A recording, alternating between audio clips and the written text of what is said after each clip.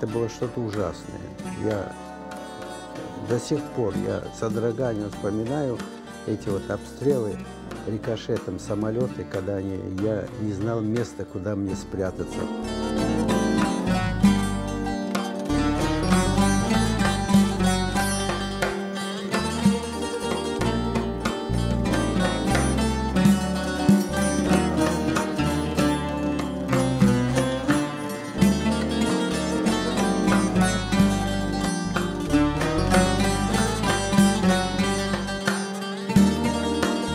Я знал, тогда было такое положение, те, кто отслужил армию, они вне конкурса поступают в институт.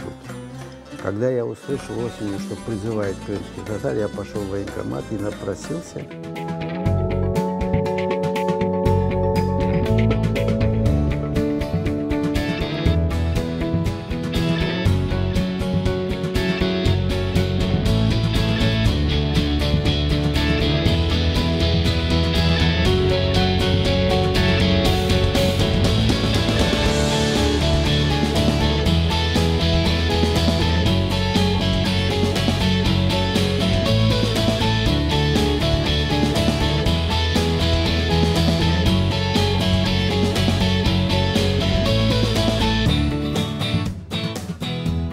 Не мог ни терапевтом, ни педиатром работать, потому что я только мог хирургом работать, мне было интересно.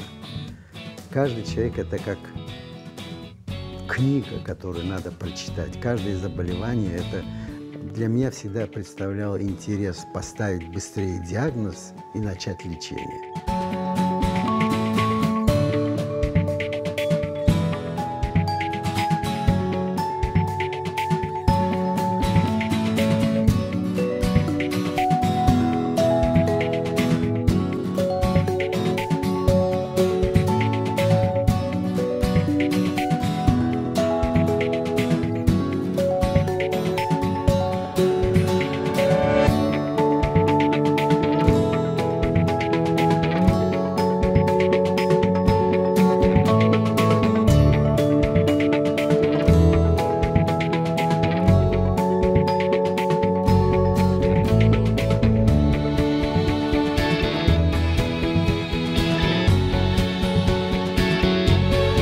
Я там пишу о своей родословной, о родословной с моей мамой по кольбекинской стороне, по сударской стороне, и мои встречи с людьми. То я знал, что кроме меня этого никто не напишет.